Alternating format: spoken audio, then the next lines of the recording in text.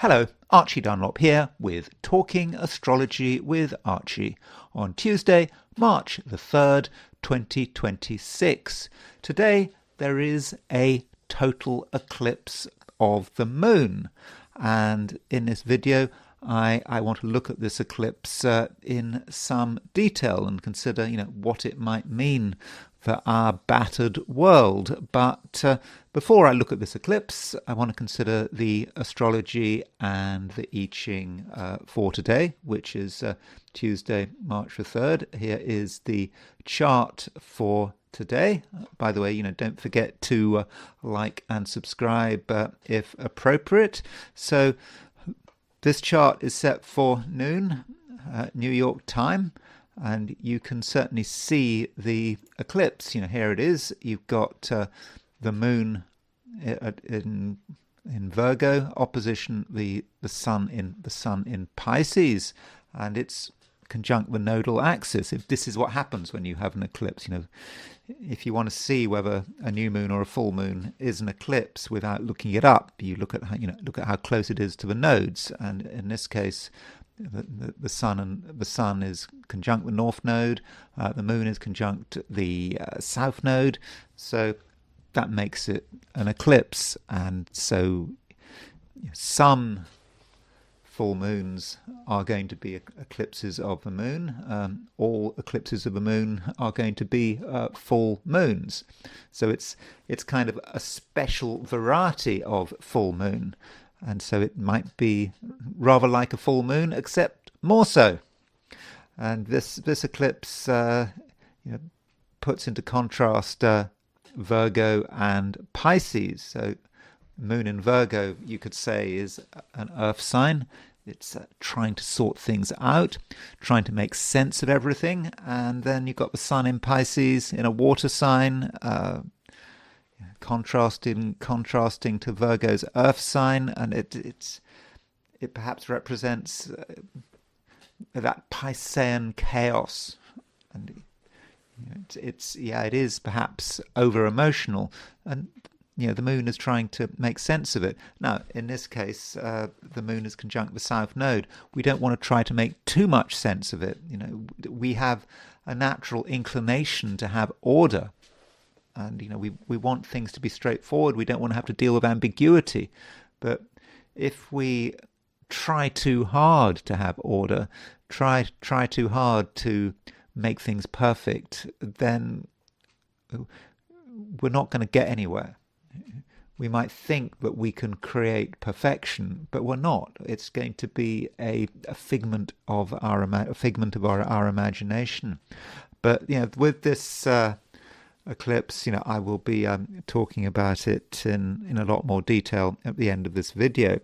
And the moon, having made the opposition with the sun, it moves on and it makes a sextile to Jupiter. So moon sextile Jupiter it's a good aspect. Of course, it's a good aspect.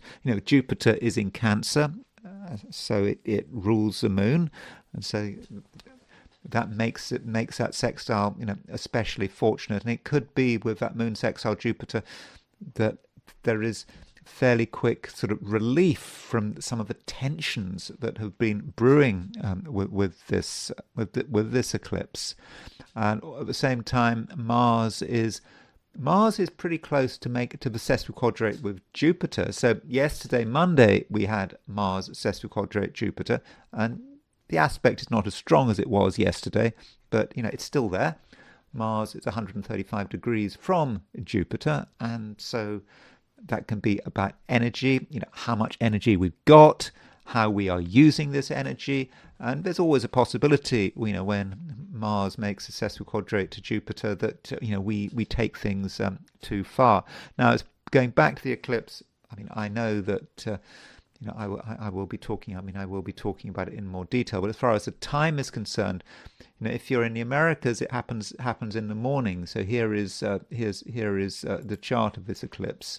So I make it that this is sort of Eastern time. It takes place at 6:38 a.m. The fact that this eclipse is right on the horizon, if you set the eclipse for Washington, D.C., the capital of the United States, I think that is pretty significant. But again, that's something I'll be discussing, later in the video. So yeah, 6:38 a.m. So if you're in Europe, the eclipse will be at sort of 11:38 a.m. Well, sorry, if that's in London, it'll be 11:38 a.m. In Paris or Rome, it would be at 12:38 p.m. And if you're in Australia or New Zealand, the eclipse, it won't be until this evening. So talking about Australia and New Zealand, here is the positions of the planets if we set things for noon in Sydney. So this gives us the moon at 6 degrees Virgo. So you can see that the eclipse is not going to take place in Sydney, Australia, until pretty late in the evening. I think if you're in New Zealand, it might not even be until Wednesday morning. So there is a bit of a difference there, but we still have the moon in Virgo. And then there is the heliocentric view, putting the sun at the center of the solar system. I don't know how much there is to report. I mean, Mercury in Leo is making a trine to Chiron. That's possibly the main aspect of the day. This Mercury trine Chiron. It's quite a frequent aspect. Happens quite a lot. And because one reason for that is because Mercury goes so fast in heliocentric astrology. One revolution every 88 days. So every month or so, or every few weeks, that we will get this Mercury trine Chiron. It's just a time when we are perhaps being pressurized to really say what's on our mind, and not to mince our words, and it can be a time where we need to sort of demonstrate our individuality. Now, Venus is soon going to make a semi-square to Uranus, so over the next day or two we've got Venus moving towards a semi-square of Uranus. I don't think that is going to be a particularly dramatic aspect, particularly in isolation. I mean, what we're really looking for with these heliocentric charts is for sort of an overall pattern. I mean, Mercury's okay, it makes a trine to Uranus. It also makes an opposition to Mars. So over the last couple of days, we've had Mercury get close to that opposition. When you've got Mercury-Mars opposition, you might say, well, it's about words, especially if Mercury is making a trine to Chiron as well. So we've got things to say, and we might want to say what's on our mind with a great deal of energy and enthusiasm. So now I want to look at the 12 signs. So these are my forecasts for the 12 signs for today, which is Tuesday, March the 3rd, 2026. Aries, you're still getting used to Mars being in Pisces. It is a bit of a sea change. It really is a sea change with Mars now being in a water sign, and you perhaps find that there's a different way in which you want to express your energy. Your emotions are strong. I mean, Mars in Pisces. It's not a bad place for Mars, because Mars rules the water signs. Don't forget that. And that just does tell us emotions are not just about something sort of wishy-washy and going sort of to and fro. We go with the tide. The water signs can be angry. There are things to get angry about. There are things to be outraged about. If things are not going to plan.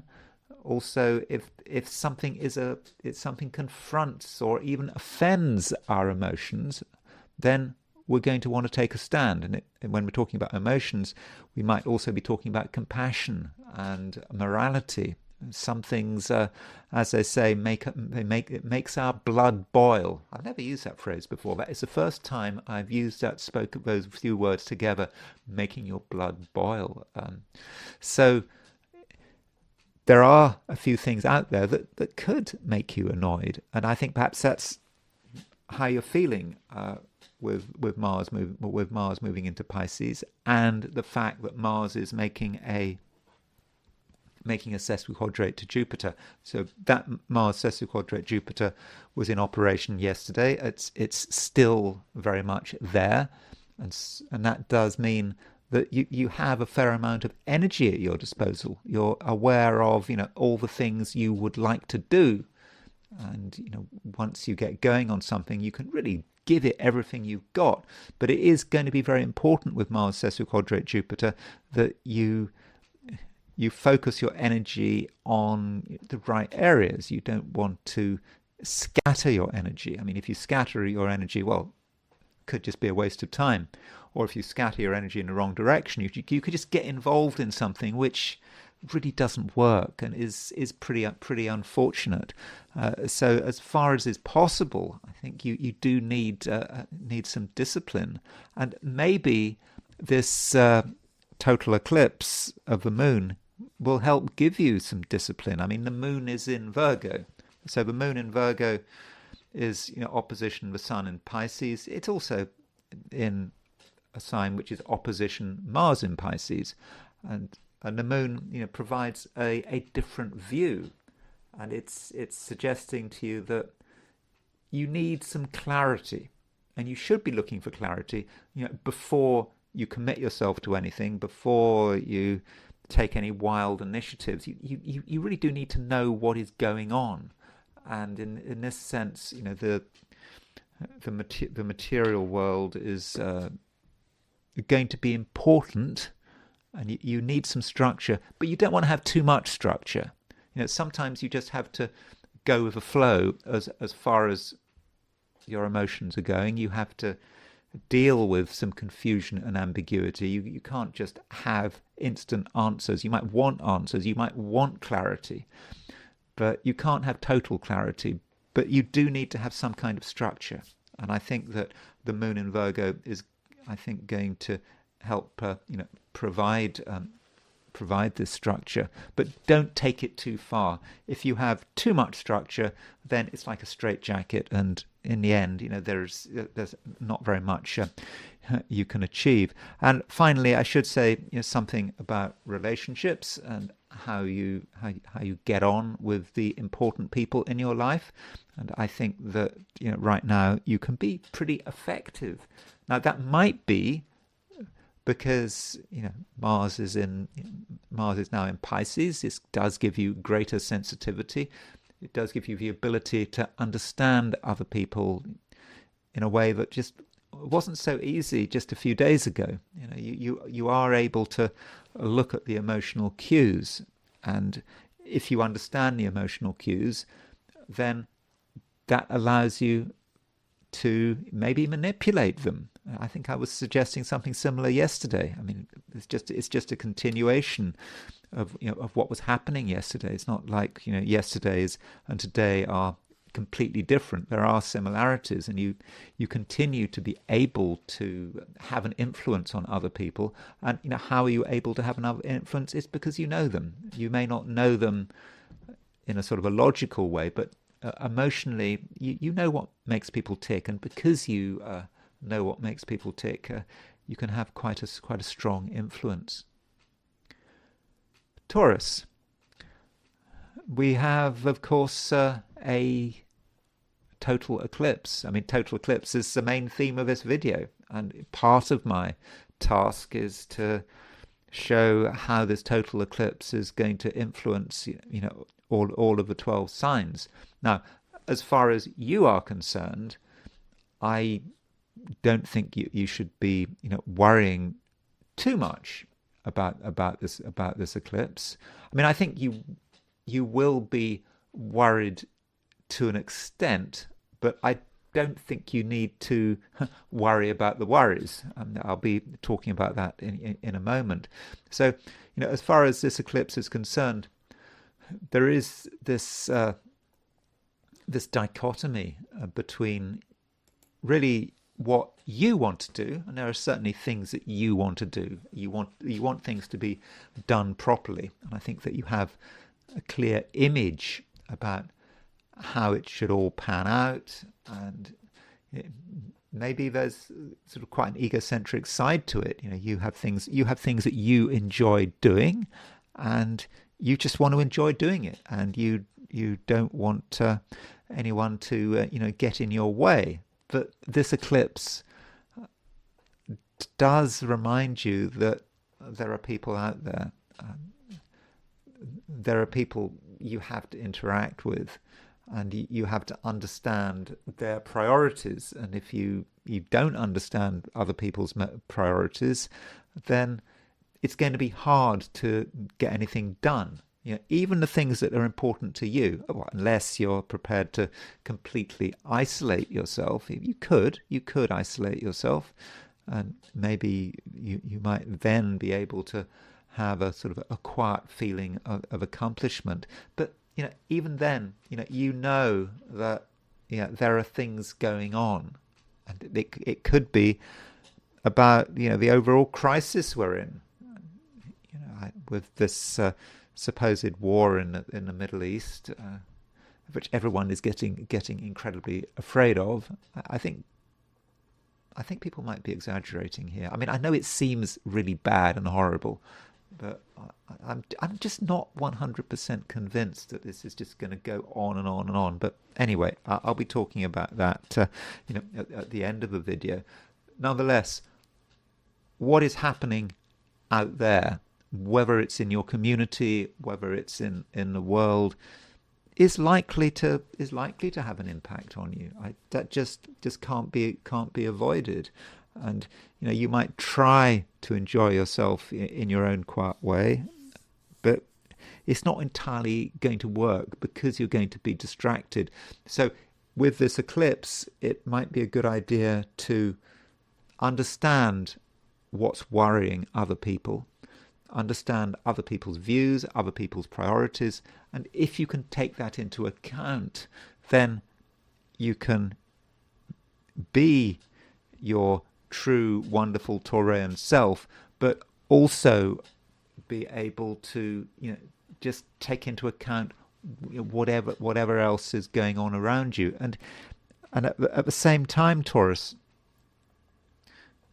that there is something bothering you. It's easy for you to be bothered.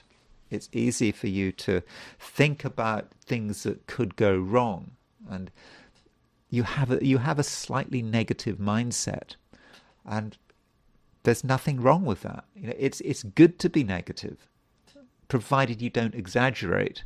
You don't want to get into a sort of a spiral of negativity where you just think everything is just doomed to failure. No, it's about being realistic. And if you can be realistic, and if you just don't go too far, then that is the right way of handling today. And talking about what's going on around you. Maybe some Taurans, particularly if they're watching the news, or they might look at how things are unfolding, and they may think, well, this is the end. This is the end of civilization as we know it. And yeah, that negativity is very much there, and that negativity might also be reflected in how you communicate. You might just say things which could be a bit sharp. And so if you're dealing with anyone, particularly if you're dealing with someone who is important to you, who you don't want to offend, be very careful what you say, because a word out of place could just spoil things. And also don't forget, Taurus, Venus is still in Pisces. Venus is your ruler. It's still in the sign of its exaltation. And because Venus is in the sign of its exaltation, that does give you a fundamental sensitivity. It also gives you a bit of luck. So I know you might be feeling negative about a lot of different things, but I don't think that the the overall situation, is that bad. And maybe it's now a time where you need to really sort of take advantage of Venus being in Pisces, while it's still there. Because if you look, Venus is at what, 26, 35 Pisces. In a few days' time, Venus will be out of Pisces and will be into Aries, and that will create a different situation. By the way, it's not so bad, Venus going into Aries, because I know it's in its detriment in Aries, but Venus in Aries is going to be in mutual reception with the Sun by exaltation, because Venus in Aries will be in the Sun's exaltation sign. The Sun is in Pisces, which is Venus's exaltation sign. So it's not such a bad thing, that sign change. But I think it's important that you try to accomplish as much as possible over the next couple of days, especially in a social sense. I know other people are difficult, or they can be difficult. Other people have their own concerns, but it might be worth your while making some effort to understand what's going on. And indeed, there might be a degree of sort of revelation here. I mean, we are dealing with a full moon eclipse, so perhaps you will have an understanding of what is important to certain other people. Gemini. Today's eclipse of the moon it can't really be avoided. I mean, I can't avoid it, but I have to talk about it. So it's going to be an important part of my life, with my son in Gemini and me about to talk about this eclipse. But in Geminis in general, you've got the Sun in Pisces. Sun in Pisces, represents your selfhood. It's what you're trying to do. It's what you're trying to accomplish, and it is opposition the Moon. And the Sun and the Moon in Virgo, Sun in Pisces. They're both in mutable signs. It is about change and how change unfolds, and this eclipse could be it could be unsettling. There are things that Gemini that you really want to get going on. I hope. We've got a lot of planets in Pisces, 4 planets in Pisces, plus the North Node. This is your time. Especially now that Mars is in Pisces. You need to really move forward with things. This could in some respects be the peak of the year if you handle it right. I'm not saying that things are going to go into decline once the planets are out of Pisces, but I do think that this is a time when your 2026 can really, really come together. So, you don't want to miss that opportunity. And then the moon is in Virgo, and that provides a somewhat different a challenge. It's not necessarily about making a lot of progress. It's making sure that everything is tied down. I mean, that's the thing. If you are sort of moving forward and you're feeling, I hope, optimistic about the future, even though Mercury is retrograde, you need to make sure that you don't in the rush to be successful or the rush to make an impact lose your bearings. And so having a degree of security with this eclipse is going to be important, but you don't want to exaggerate in any direction. You cannot be 100% sure that everything is going to work to plan. That is impossible. You cannot be totally insured. It's all about insurance, isn't it? Everything is about insurance. One spends so much money on insurance. My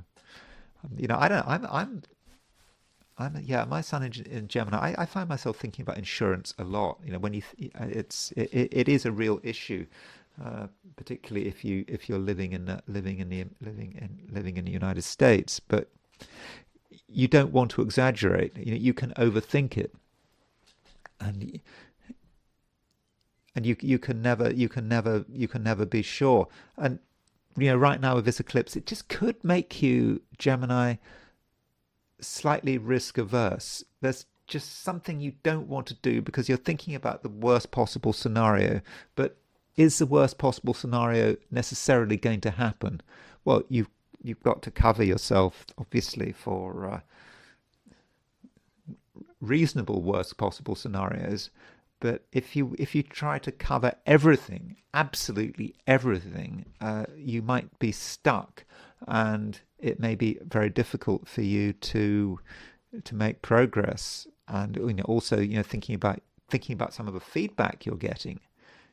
You want to do stuff, you want to be supported, but are you going to get any support? No, I don't necessarily think so. It might be that you feel today that you are alone. You'd like to get encouragement from certain other people, but if you try to reach out to different people, you might hit a bit of a brick wall. So it's a case of being self-reliant and self-sufficient, but that doesn't mean being isolated. That doesn't mean doing nothing. There's definitely stuff that you can do, and because we've got a full moon, it's a full moon eclipse. You might have a realization. You realize what you have to do, and you also might realize what's been holding you back. And it just might have been some stupid concern that has been obsessing you, and it has just been draining your energy. And with this full moon, you just might get an insight into how you can move forward. And this might have a connection with your family and perhaps your home and your attitude to your home and how supportive your family have been. I mean, your family do matter, but they can't matter too much. And this goes back to what I was saying. It's impossible to be 100% secure. You can be secure enough, but if you're worried about everything and you seek total security, you could really bring yourself to a standstill, especially as Mercury is retrograde. Cancer. The lunation cycle can never be ignored. It's such an important part of astrology, and it can particularly not be ignored if you're a Cancerian. With the moon ruling your sign, and we do have this total eclipse of the moon. So total eclipse of a moon, from a Cancerian perspective, might seem somewhat worrying, because the moon is your ruler, and in certain parts of the world, at the time of this eclipse, you will see the moon go dark. It will become sort of reddish if you. And so that's one of the reasons why today could be important. I don't know what time you have to get up to see this. I mean, I don't know if you're in the Americas, the eclipse is right on the ascendant, set for Washington D.C. So I'm thinking I should have checked this beforehand, but I don't know. I think if you're in Hawaii, for example, and there are no clouds, you certainly should be able to to see the eclipse. But you're probably not in Hawaii. But you need to check. But if you can see the full moon at the time of the eclipse, then you'll see it go red. But that might mean that you.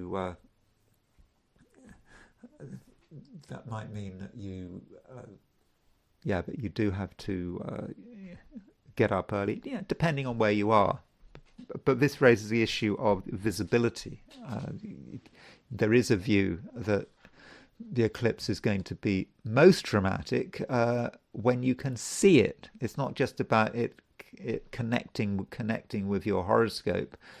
So that might to an extent depend. For example, if you're in Tehran, if you're a Cancerian in Tehran, you won't be able to see the eclipse. The sun is well above above the horizon. The moon is below the horizon. So yeah, it kind of depends. So visibility is one way of looking at it, but still the moon is opposition the sun, regardless of visibility. And this might be a situation where today you feel that you are fundamentally well placed. You feel strong with the moon in Virgo. Virgo is a great sign for the moon to be in, especially by night, because the moon rules the earth signs by night. But then it has to deal with the sun. What's that about? And being a Cancer, you can sometimes be rather cautious, and you don't want things to disturb the peace. And you can be a little bit worried about ideas. I mean, ideas can be threatening, because the danger with ideas is, and particularly larger philosophies, sets of ideas, is that they might challenge your existing beliefs. And I think that this lunation, this eclipse of the moon, could be challenging. You'd made assumptions. You had thought you understood things, and now with this eclipse you realize that it's not quite so easy. That when you actually piece things together, there are things that don't make sense, and it may be for some Cancerians you may have to sort of fine-tune some of your ideas, some of your principles, your philosophies, whatever you believe in. It's not written in stone, and some of the wording has to be changed, but it's not so bad. I mean, the moon, having made this opposition to the sun, it moves on and it makes a sextile to Jupiter, and perhaps you should be thinking about that moon sextile Jupiter. Jupiter, of course, is in your sign, and it could then be, Cancer, that the day has two stages. There is a stage in the day where things are uncomfortable, where you realize things. You perhaps force yourself to realize things. I mean, you could try to ignore them, but you can't. And then the moon moves on, makes that sextile to Jupiter, and that allows you to put things back together. And you can start to be optimistic again. Yeah, moon sextile Jupiter, is a very optimistic aspect. And so what seemed to be a problem, what seemed to be really disruptive, is actually an opportunity. And with this moon sextile Jupiter, you can renew your belief in the future, and you believing that you've got everything sorted out, or at least you can get everything sorted out. And also, Jupiter's in Cancer. Jupiter will look after you. So however you feel today, don't worry, because Jupiter will make everything fine for you. Leo. Eclipse. I mean, an eclipse inevitably is going to affect you, of course, because it involves the sun. And this eclipse is across the finance axis of your chart, and so there could be a financial side to this eclipse. And when we think about this eclipse, it is a full moon eclipse, and when you try to work out what full moons are about, it's often about revelation, understanding something. You see something for the first time.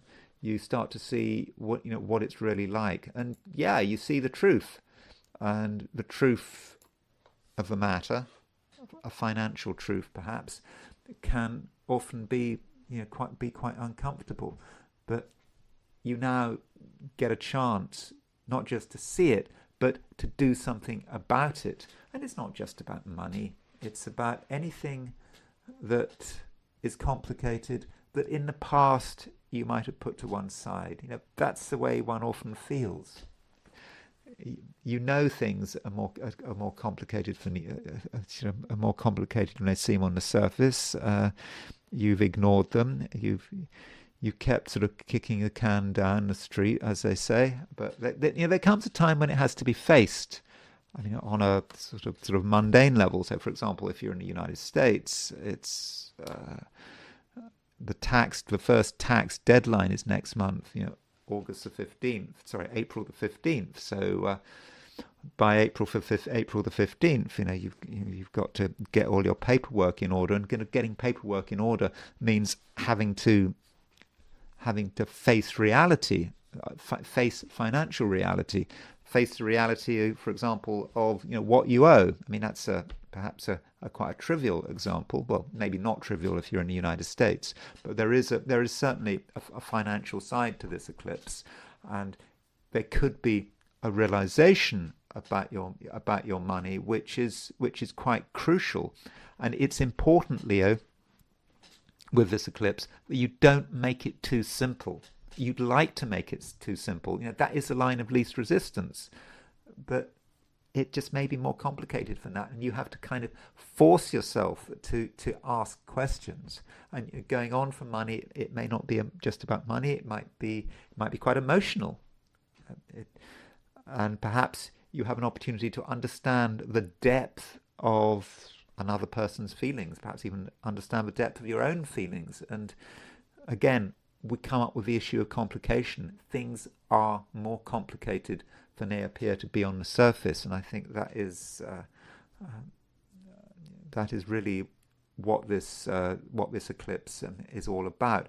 Now, all of this kind of sounds difficult, but it needn't be difficult at all.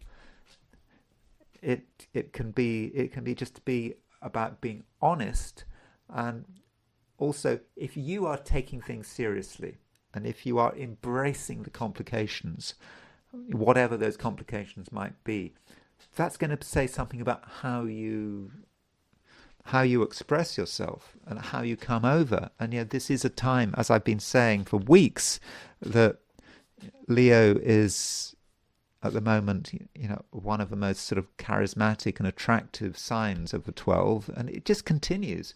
And I think that this eclipse may boost your attractiveness, may just make you more appealing, the kind of person that people want to take notice of.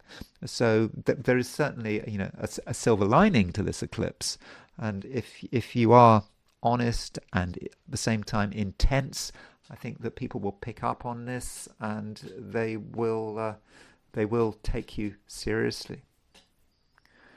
Virgo. It's here.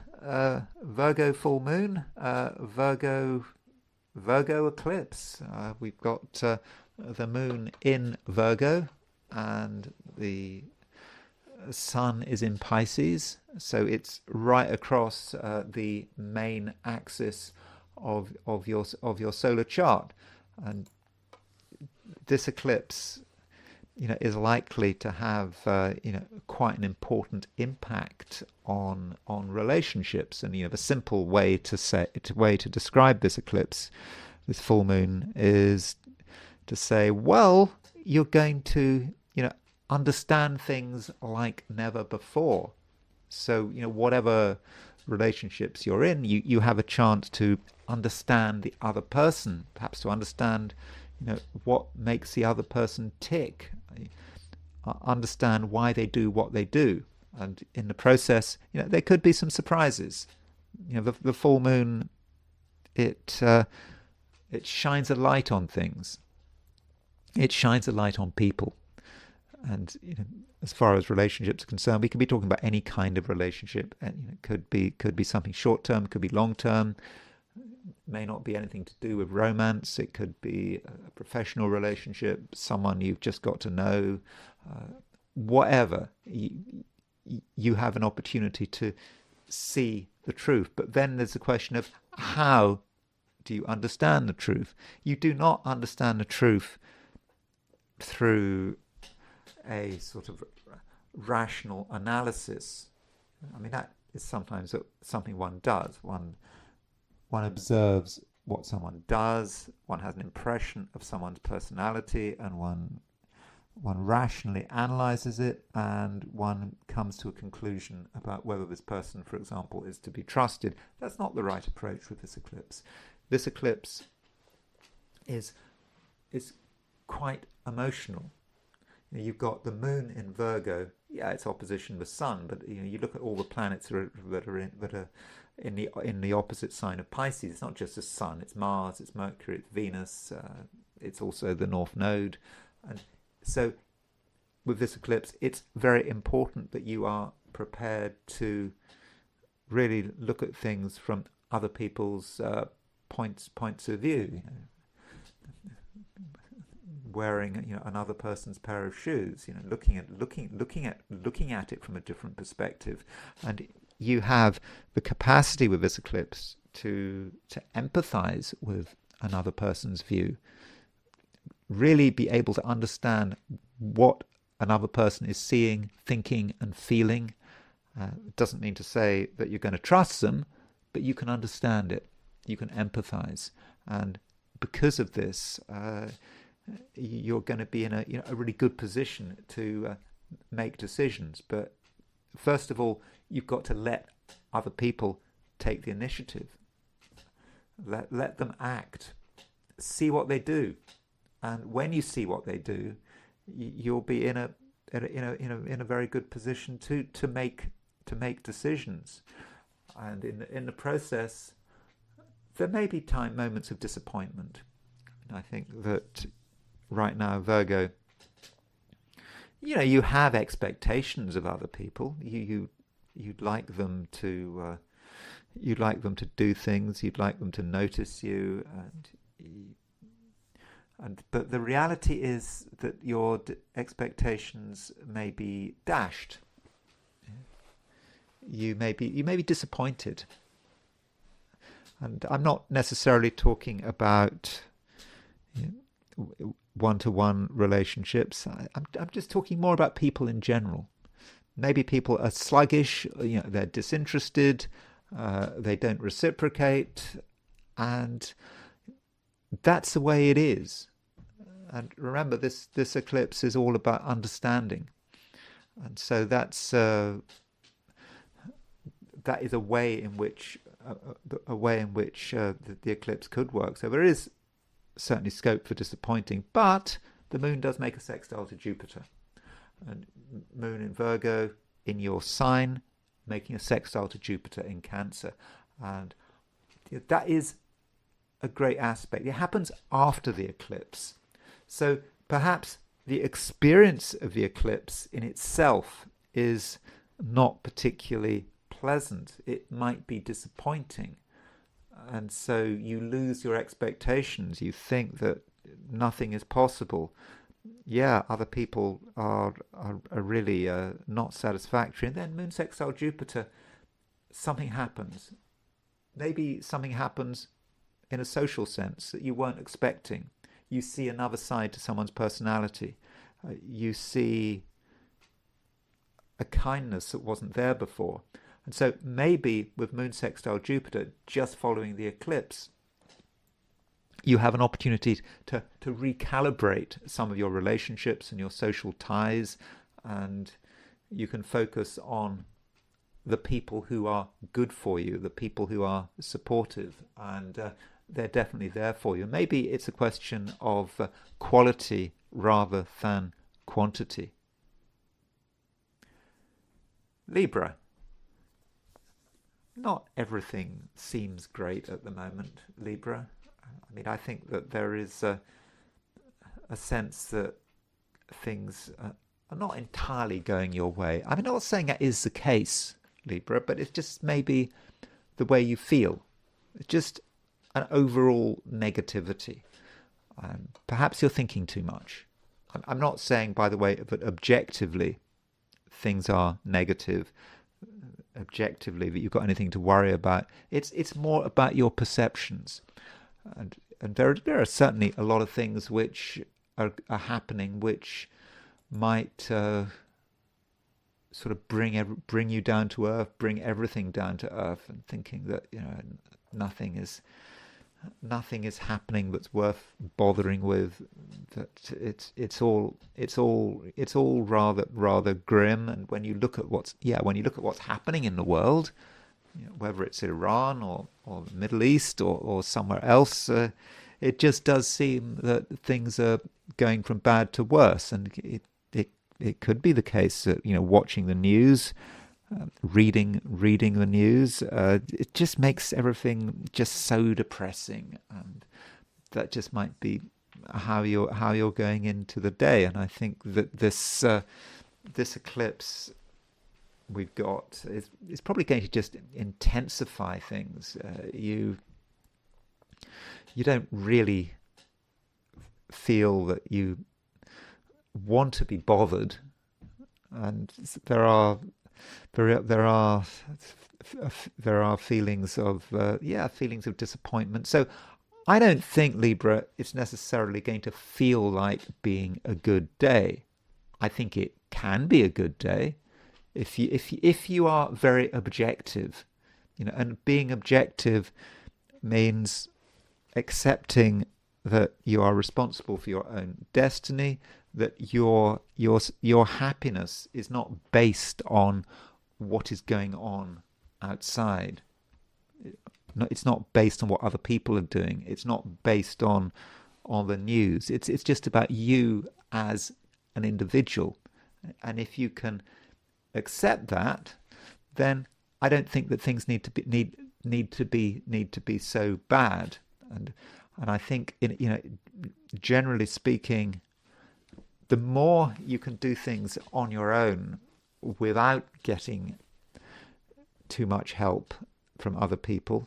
I mean, because if someone helps you, offers help, that's just an opportunity for you to be disappointed. The help probably isn't good enough, and maybe your standards are going to be quite high.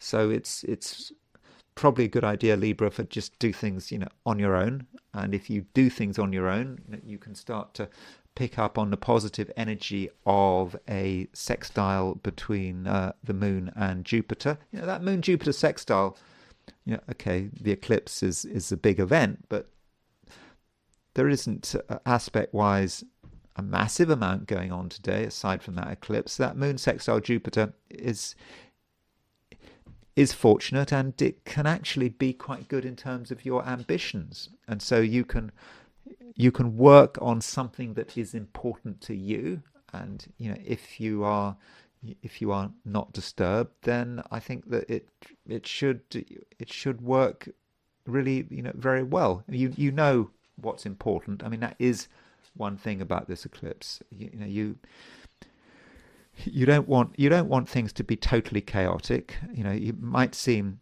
at first sight that things really are chaotic, that everything is confusing, but that's not quite the case. And you need to just focus on what matters. And I think that that's what you can do, and that's perhaps what the eclipse is showing you. It's showing you that some things are important, other things can be left for later. And how do you know what's important? You don't do it just through rational analysis. You do it by listening to your feelings. Your feelings are telling you that something matters, that it requires your attention. And if you listen to your feelings, then you're going to be able to also tune into the energy of this Moon sextile Jupiter. And so what might start out as quite a difficult day, a subjectively difficult day. It's not that the day is difficult objectively, but you might regard it as being difficult. You might regard there as being all sorts of problems. But if you can just get through it, be objective, then by the end of the day, things should be starting to make sense, and maybe you can be a little bit optimistic. Scorpio. Mars is your ruler, and Mars, of course, has just gone into Pisces, and it's still making a sesquiquadrate to Jupiter. Now, that sesquiquadrate between Mars and Jupiter is not going to be as strong as it was yesterday, but it's still in operation. And with this Mars sesquiquadrate Jupiter, there are certainly going to be things that you things that you want to do. I think there are going to be quite a lot of things that you want to do. It may just occur to you that there's unfinished business in all sorts of areas, here, there. You want to be in lots of different places at once, and of course that is not possible. You need to consider, what is important to you, and what can be done. What can be done today, Tuesday, and that's the decision that you have to make. And the eclipse is perhaps giving you further information. Now, this eclipse is perhaps talking about the dichotomy between yourself and other people. When I say other people, I'm not talking about partners, close relationships. I'm just talking about people in general, maybe society in general. And this eclipse certainly makes you aware of expectations. You can see that there are people out there who have strong expectations of you. They want you to do particular things, and you don't want to do them, but you might feel obliged. And in that case, Scorpio, it's a good idea to be selfish. The line of least resistance is to do what you're told, to make other people happy, to fit in with whatever society wants you to do. The real way forward is for you to be an individual, to be a real individual, to decide what you want to do, not what anyone else wants you to do, and not to feel too guilty about it. Now, in the process, you can do some explaining. You can explain why your priorities are the ones that matter, why people should give you your freedom, why they should stop burdening you with their requests which in the grand scheme of things are pretty pointless. You can ignore them. So that is a way to handle this eclipse, and I think it's further emphasized by the fact that Mars has gone into Pisces just recently. It went yesterday, Monday, it went into Pisces, and so Mars is in Pisces. Mars is in a water sign. Mars is in a sign which is very Scorpio friendly. So don't worry about outside pressure, and don't underestimate your ability to change people's minds. I think I said the same thing yesterday, that if you are being pressured and you feel that you can't defend yourself, then keep trying.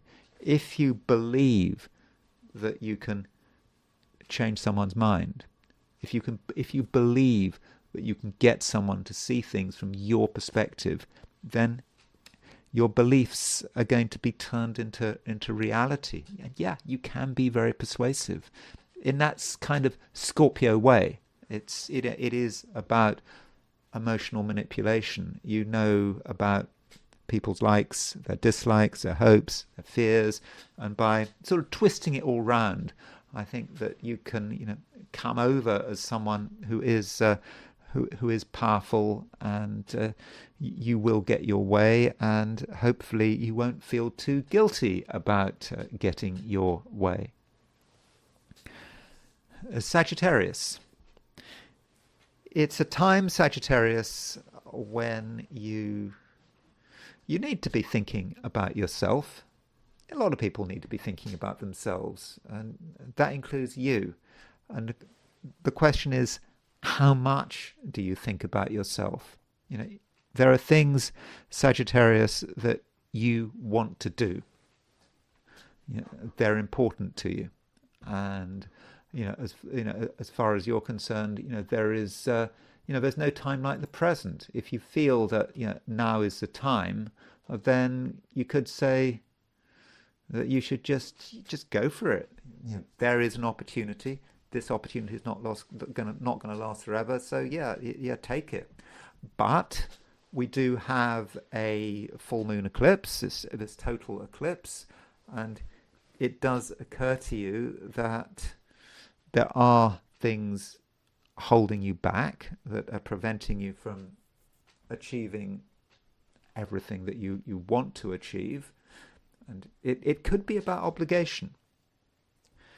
Obligations to people you know well, maybe your family, maybe it's something quite traditional, and you have these obligations, and they are real. It would be easy to think that you can ignore them, but you can't. And these obligations may in fact be to yourself as well. They're obligations to your own past and to your own identity. If you move too far away from home ground, you're going to be lost. You're going to feel confused. You're going to move further away from comprehension to moving into a world where really nothing makes sense, where you could be just overwhelmed by disconnected facts. They may even be they may not be facts themselves. They might be half truths. They might be lies. So you've got to be grounded, and I think that's part of the message of this eclipse.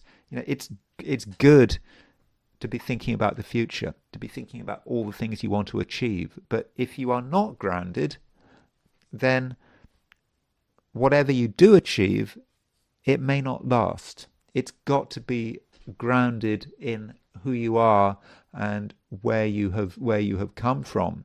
And so if you can tune into that reality, then I think you'll be making the most of the energies. And this eclipse, I know it sounds bad, total eclipse of the moon, but it does make a sextile to Jupiter. I mean, the moon, this eclipse takes place at sort of 12 something Virgo. Jupiter is at 15 Cancer, so it's making a sextile to Jupiter. And the moon, having made this eclipse, having been opposition to the sun, will move on to make that sextile. And of course, Jupiter is your ruler, and this sextile it's quite a serious sextile. It's fortunate, but it's also serious, and I think it will give you a degree of gravitas, and you will understand your responsibilities. Again, it's not just your responsibilities to other people, it's your responsibilities to yourself. And once you understand that, you'll start to see the way forward. You'll see that things are making sense, and at the same time you have an opportunity, I hope, to be able to really focus your energy, because you do have a lot of energy at the moment. You had a lot of energy yesterday. I think you've still got this energy, and you can focus this energy on getting what you want, but in such a way where your own and other people's security needs are all looked after. And it's not just your security that matters, it's other people's security. And I think that if you handle yourself in the right way, you can actually come over as being, quite a grounding influence, and certain people might find your company in the end to be quite reassuring. Capricorn. This eclipse that everyone is going on about. I mean, I have to talk about the eclipse. I would not be honest if I wasn't talking about this eclipse, because it does affect all of us. But is this eclipse going to be a devastating influence on the average Capricorn? Well, probably not. I've just done the horoscope for Sagittarius. I think this eclipse will certainly have a big impact on Sagittarius, but for Capricorn, not so much. Can you ignore this eclipse? Yeah, it's possible. I mean, eclipses, even total lunar eclipses, they do happen regularly. I mean, not that regularly, but they're not exactly a once in a lifetime. Not exactly a once in a lifetime event. they happen, and very often they happen, and nothing much happens. It can be a non-event.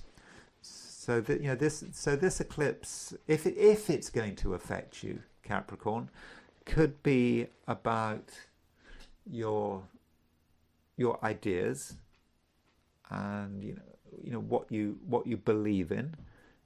Capricorns very often do have strong beliefs which are grounded in reality. They're not sort of pie in the sky fantasies, and sometimes these beliefs have to change. And you can have a philosophy, and this philosophy can seem very very rigid, particularly if it's a religious philosophy, and it can be rigid.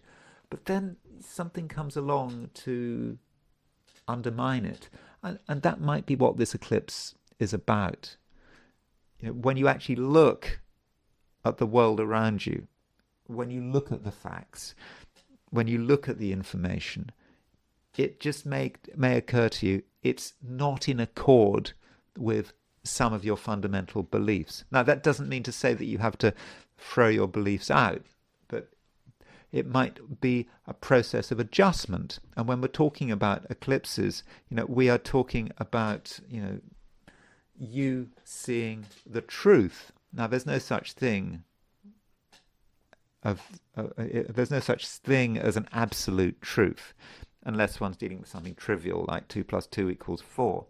The truth can be negotiated, and the truth can be subjective, but there is your truth. And I think that with this eclipse, you do start to become aware of your truth.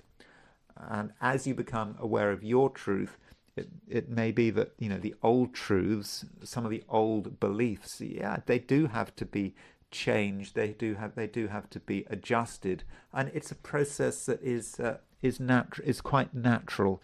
And as a Capricorn, you are an earth sign, and you know what's important, and you know that you have to keep things real.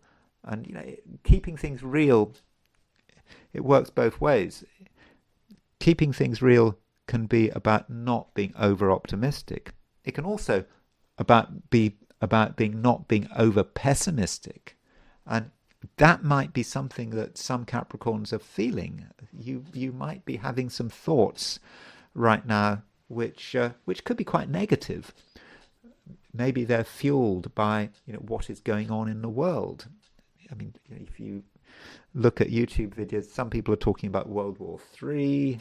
It's this Middle East. It just seems quite sort of apocalyptic, and that might be the kind of thing you're picking up on, and you're having some very negative thoughts about it. But it may be something else, just something going on, or something that occurs to you, and you're thinking the worst.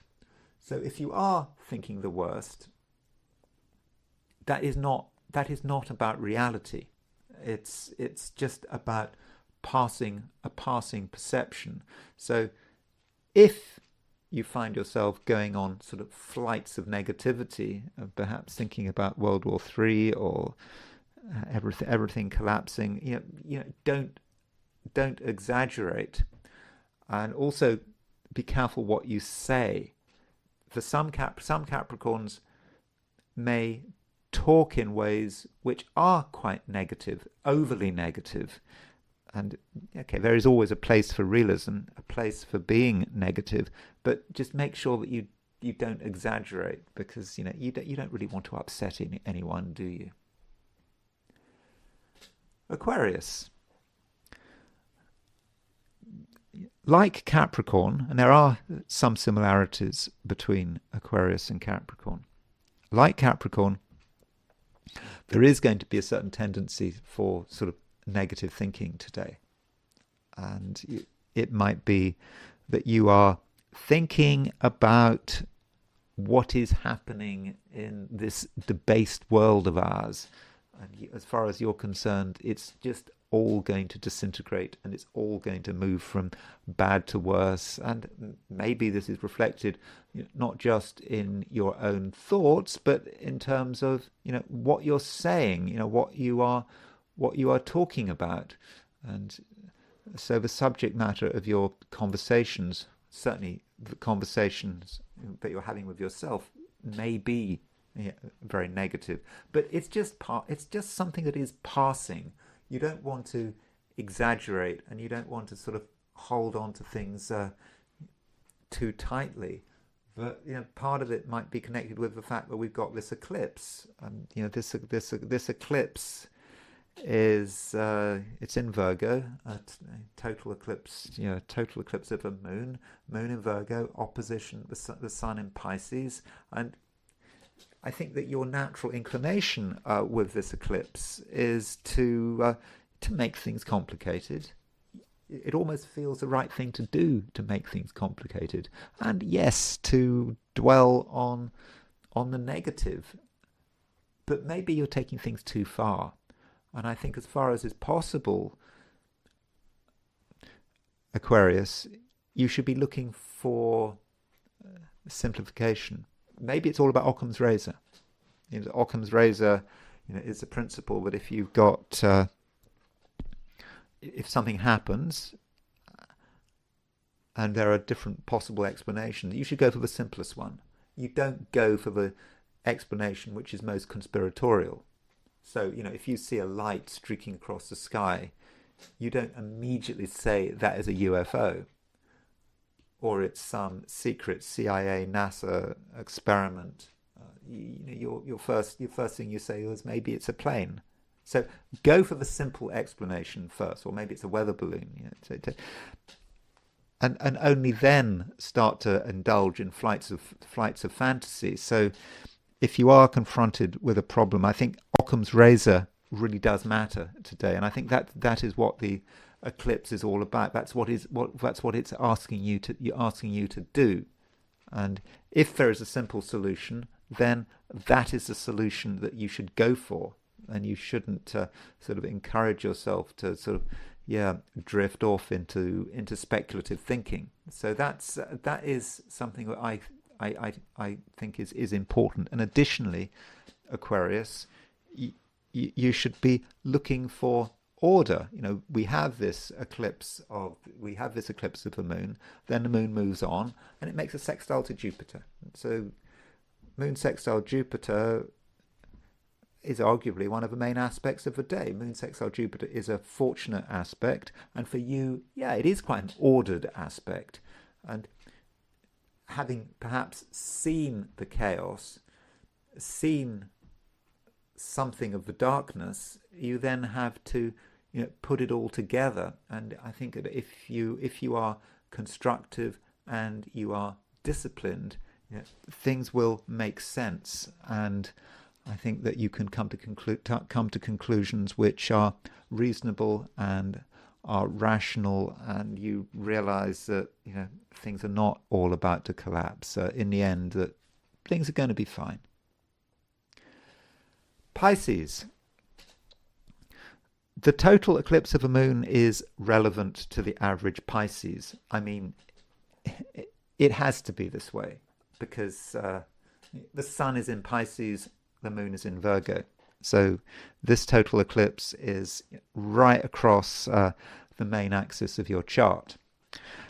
And because it affects the main axis of your chart, it could well have relevance to other people and to relationships, and how you get on with people and how you understand people. So when you're talking about a total eclipse, one is often talking about realization, but if it's a total eclipse of the moon, because it is a full moon, it's a special kind of full moon, which is all lined up, and if you're in the right place on Earth, the moon will go red. So it is a time for seeing people for what they are, and also for looking at the power dynamics of the various relationships in which you are in.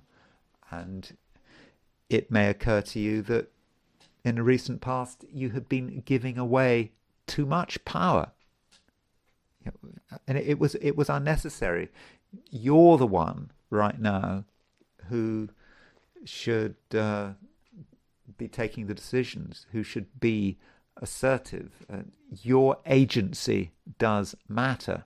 And this eclipse, if you think about this eclipse, we've got 4 planets in Pisces: Mars, Sun, Venus, Mercury. 4 planets in Pisces, and you've got this one planet, the Moon, in Virgo.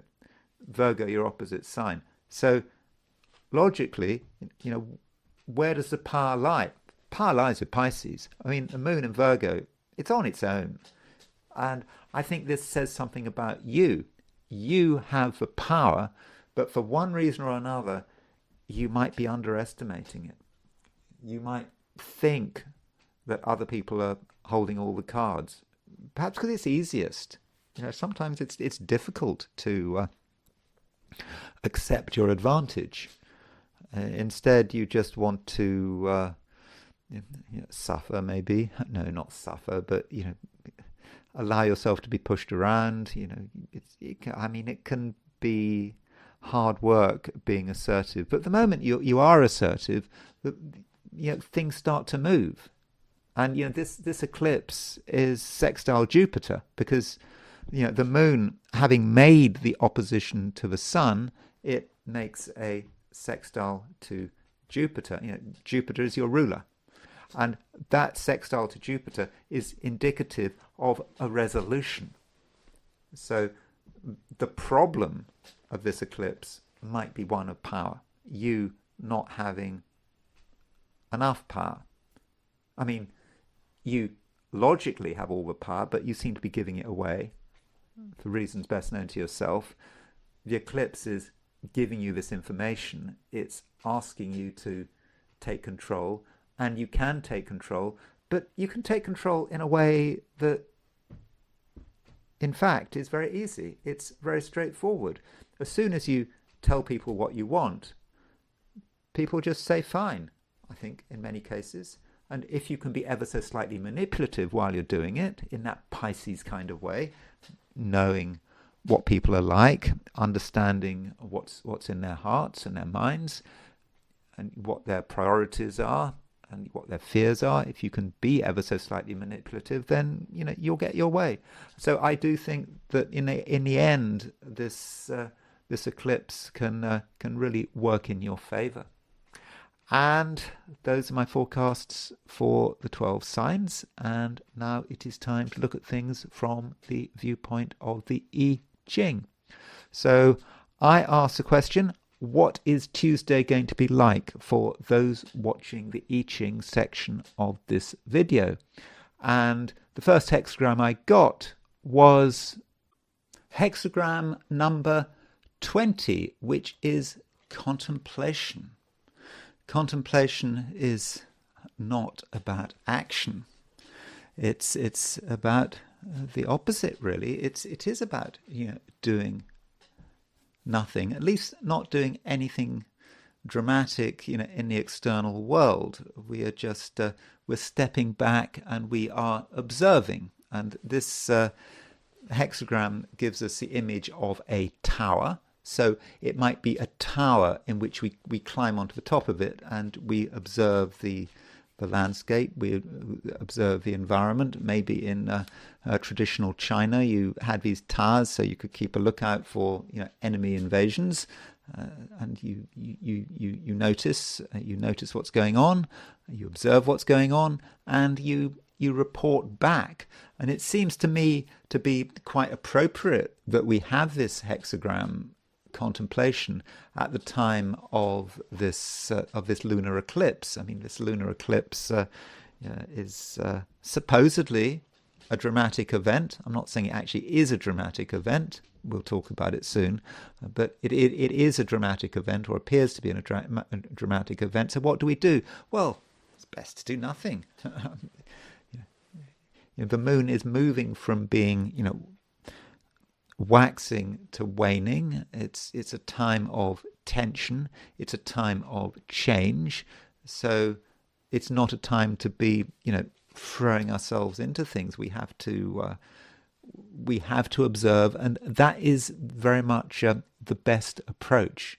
So, if you've got something planned for today, you try to keep it on a fairly sort of low profile sort of basis. Don't feel that you have to be in the center of things. And it is a time perhaps for just taking notes.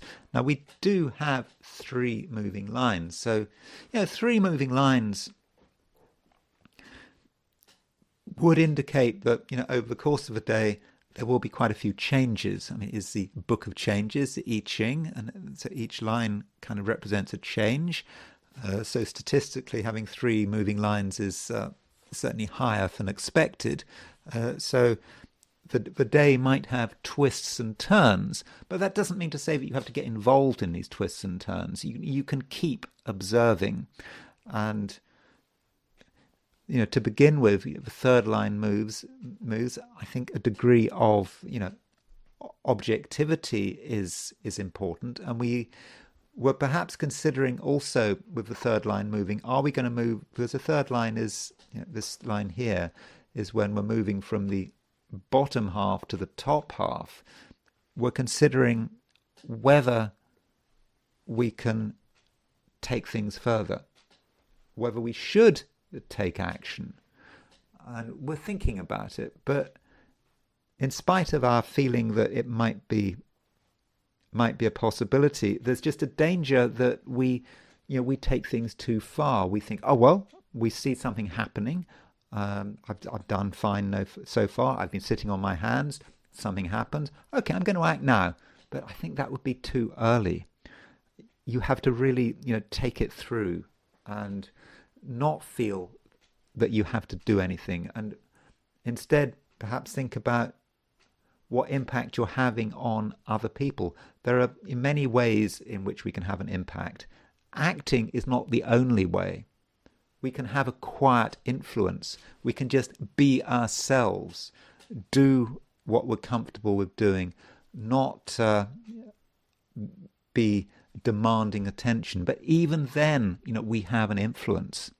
And then finally we move to the top line. Top line moves. And with the top line, it feels like we're ready. We've done our observing. We've taken our notes. We understand what's going on. Maybe this relates to the eclipse. The eclipse has had its impact, and eclipses are about truth, or full moon eclipse is about truth. Our own truth, not necessarily any objective truth, but our own truth. We see things as they are from our perspective, and we're just ready now to make that move. But the question is, where does that lead us? And where does it lead us? Well, the hexagram it moves to is hexagram number 15, which is modesty. And so modesty is another hexagram which isn't very active. Still, we don't want to draw attention to ourselves. It's not the right thing to do. It's about thinking about who we are, what we've done, what we have achieved, and it's perhaps also thinking about our influence. And if we want to have an influence, if we want to make things happen, if we want to use the power of this eclipse, then we're just honest about ourselves. We certainly don't show off. We don't demand attention, and that's what people want. And there are a lot of people who are boasting, telling everyone how wonderful they are, but those are the kind of people that are not necessarily going to be appreciated with this eclipse. And if we are honest and down to earth, and we're not trying to be someone who we're not, then I think the day can end on quite a satisfactory note. And then there is the eclipse, and this eclipse has been widely discussed. A lot of people are very excited about the eclipse, not least because in certain parts of the world, it will be visible. The moon will go red because it's a total eclipse of the moon. When you see a full moon, and when you see the bright full moon, the reason that's happening is because the sun is reflecting its light. It's sending its light to the moon, and the moon is reflecting it back at us. But of course, if the Earth is stuck between the sun and the moon, it can't reflect. So that's, I think, how this total eclipse of the moon works. So let's start by looking at the chart of the moon, of the full moon, of the total eclipse. So here it is. So this is set for Washington, D.C., March the 3rd, 2026 at 6:38 a.m. So what is this eclipse like? Let's just forget the ascendant and the midheaven for a moment. Let's not make it unique to Washington, D.C. What grabs our attention? Well, in terms of aspects, there aren't so many major aspects taking place at the time of this eclipse. The eclipse does, though, take place at a time when there are a lot of planets in Pisces. So we've got 4 planets in Pisces, and we've got the moon in Virgo. So that moon is very much on its own here, on one side of the chart. And so with this eclipse, it is about a clash. And it seems to me, if you look at that chart, you could say, if it is a clash, you might say it is a clash where one side has all the power. And I'm not just talking about what's going on in Iran.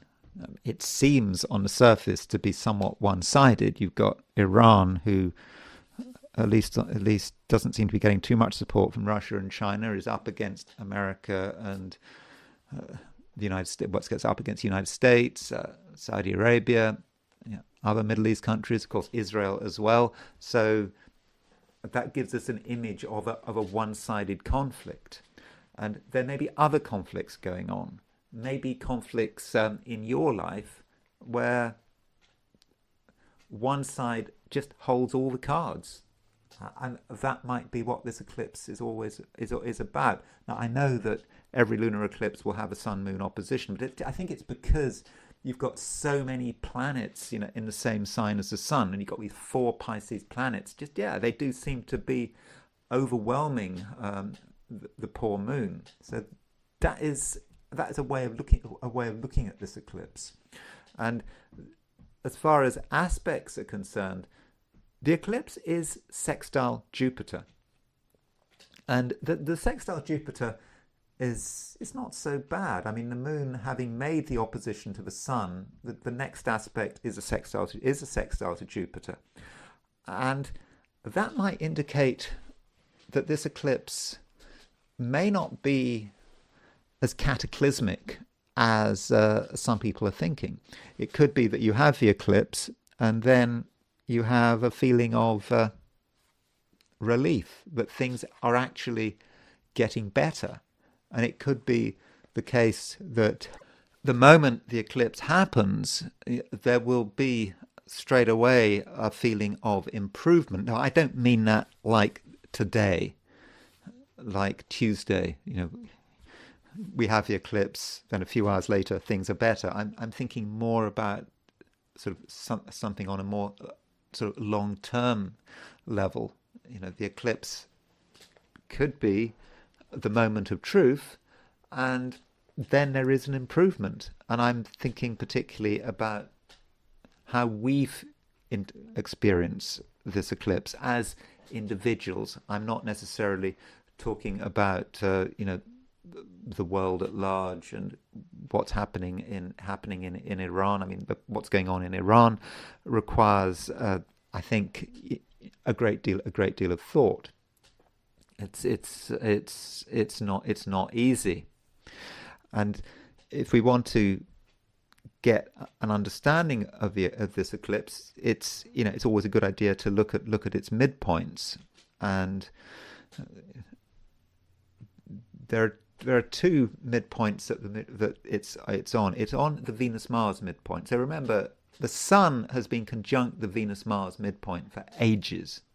That's because the Sun, Venus, and Mars have been moving at roughly the same speed for a long time. So these three planets have been moving together, and you can see this. There is Mars at the beginning of Pisces. There's Venus at the end of Pisces, 26 degrees apart. So you half of 26 is 13. So the Sun is on the Venus-Mars midpoint. Also, this eclipse is on the Venus-Uranus midpoint. So, it's aspecting the Venus-Uranus midpoint. So there's Venus, there's Uranus, and so the midpoint is around 27 degrees Aries. So this eclipse is on the Venus-Mars and on the Venus-Uranus midpoint. So you could say that from a relationship angle, this eclipse is quite interesting. I mean, it is about attractiveness because it's on the Venus-Mars midpoint. Additionally, it's about things happening quickly within relationships. I mean, it could be about people falling in and out of love, fast affections, people just appearing from nowhere, and they seem attractive, they seem interesting, and then they disappear just as quickly. So that's a way in which we could be looking at this eclipse. But I know it's a total eclipse.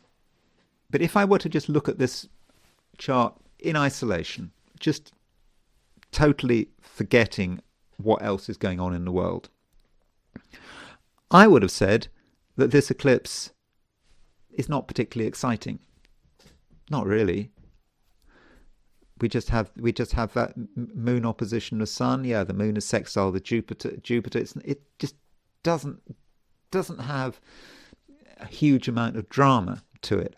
On the other hand, when you're doing astrology and when you're thinking about global events, you need to think about what's happening anyway. We already know that there's a war going on in the Middle East, and so this eclipse is happening, right in the middle of it.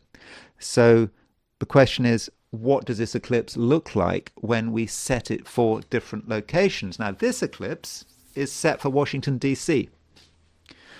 And at the time of this eclipse, 6:38 a.m. in Washington, the sun is just about to rise. It's just before sunrise, and the moon is about to set. So this eclipse, I think, is really important for Washington. I think it's going to be important for the U.S. government. It's important for Trump. But the question is, again, how is it going to work out? And then if you compare this eclipse with the United States, so that's the Islamic Republic. If we compare the eclipse for the United States, this eclipse is square the United States' ascendant. If we take the Sibley chart, the United States' ascendant is at 12 degrees 11 Sagittarius. This is at 12 degrees 54 Virgo. So again, it hits the United States. It also hits the United States' Pluto. The United States has its Pluto at 27 degrees 33 Capricorn. So the United States, in its chart, has Pluto semi-square its ascendant, assuming we have the exact time of birth of a supposed signing of the Declaration of Independence. I mean, maybe this chart just has a symbolic importance that just works for astrologers. But still, the United States' Pluto is really emphasized by this eclipse. And the United States' Pluto is about change, it's about regeneration, it's about bringing things down. It's also about culture wars, and the fact that the United States is an incredibly divided society, and the war against Iran has just sort of emphasized these divisions. It's just people saying, oh, it's Trump, he's just trying to get America involved in another conflict. He's trying to divert attention from the Epstein files, whatever. It just adds to the division. I believe, if the opinion polls are to be accepted, that most people in America are against the intervention in Iran. But in the end, it's going to depend how it works out. So going back to this total eclipse chart, is it going to work? It's certainly a change. How is it going to affect the U.S. government? How is it going to affect Trump's authority? My hunch is, the North Node is on the ascendant, the Sun is on the ascendant. It could be that this eclipse may actually work in Trump's favor. It could do. Trump follows a different set of rules. We have just had, we've just had Mars square Uranus, and Mars is just it's crossed. Mars is just crossing his descendant. So certainly Trump's enemies are out in force at the moment, because Mars, Trump has his descendant at 29 degrees. At 29 degrees Aquarius, Mars has just crossed that, so his enemies are out in force. But this total lunar eclipse does kind of redefine things. And as I was saying in yesterday's video, or my video for the weekend, I'm very interested in the fact that Jupiter and Saturn, their relative strength is changing. So Saturn is now weak. Saturn's in Aries. It's in its fall. It's not in mutual reception with Mars anymore. Jupiter is about to go stationary direct. Jupiter represents the Republicans. Saturn represents the Democrats. So I know a lot of people are saying that Trump is politically is in all sorts of trouble, but I'm not convinced it's going to get any worse. I think that between now and maybe the midterms, over the next few months, certainly while Jupiter's moving through Cancer, and particularly after it goes stationary direct, I think that the political capital of Republicans is going to start to increase. Now, is that because Trump gets a win in Iran? I'm just wary of talking about Iran because it's so complicated, isn't it?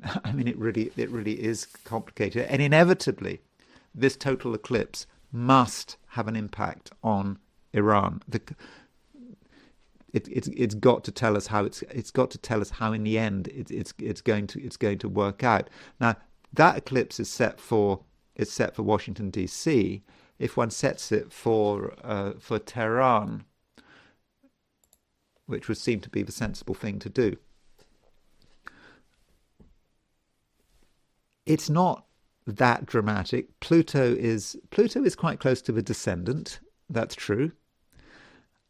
So Pluto 4 degrees from the descendant may stir things up. It's perhaps talking about Iran and its enemies. So that's one way of looking at it. And additionally, this eclipse is not visible in Iran. You can see that it's not visible because the moon is the moon is below the horizon. And so, so what it takes place, sorry, I did off the top of my head, it takes place in the afternoon sometime, certainly well before sunset. I know, because it says 6:38 a.m., but that's US time, so it will happen, I don't know, that would be 8 5, so that would be 11, I don't know, early afternoon perhaps.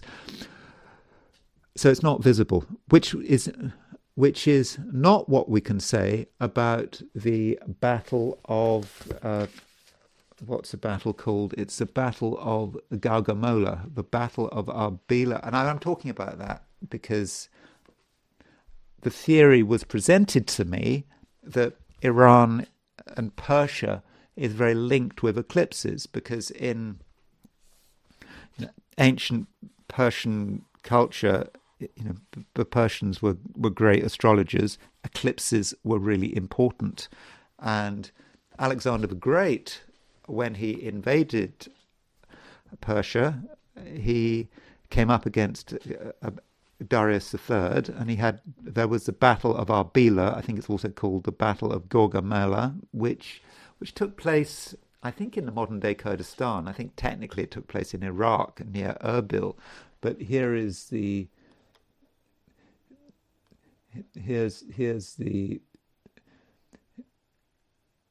horoscope. I think, that is the eclipse before this battle, before Darius III was completely destroyed, and this eclipse was visible, and that was why there was a lot of sort of shock and horror in the Persian camp when they saw this eclipse, when they saw that the moon was red.